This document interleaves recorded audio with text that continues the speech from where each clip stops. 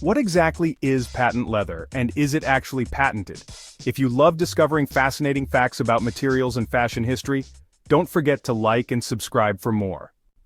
Before the creation of synthetic plastics, patent leather was made by glazing animal hides with layers of resin-based varnish.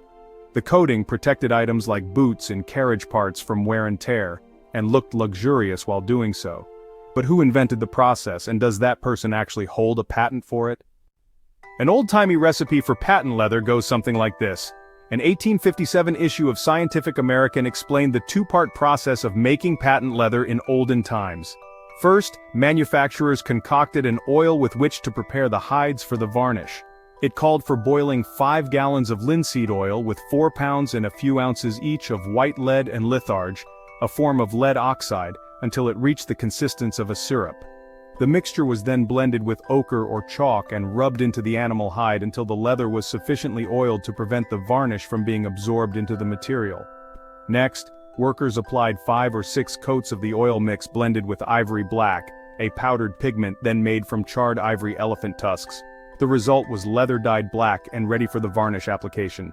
Finally, more of the same oil mix was combined with turpentine, copal varnish, made from tree resin, and another pigment for tinted color and applied to the leather, resulting in super shiny and durable material. Patent leather was commonly used to make aprons and fittings for carriages, and in shoes and boots, though the latter were not without problems. Scientific American blamed the incredible amount of lead used in the manufacturing process for the prevalence of tender feet, corns, and bunions among those who are in the habit of wearing boots and shoes of this material. Persons who so indulge look shiny about the feet at the expense of their health. Who holds the patent for patent leather? This concept of coating animal hide with varnish goes back centuries. The earliest published mention of patent leather appeared in a collection of British excise statutes in 1797, but other publications of the time describe similar materials or processes. A 1793 issue of the Bee, or Literary Weekly Intelligencer, cited a Birmingham man who invented a process for making leather waterproof, and if it became soiled, required only to be wiped with a sponge to restore it to its original luster. In 1799, an almanac credited the London-based leather seller Edmund Pryor for patenting a method of painting and coloring all kinds of leather.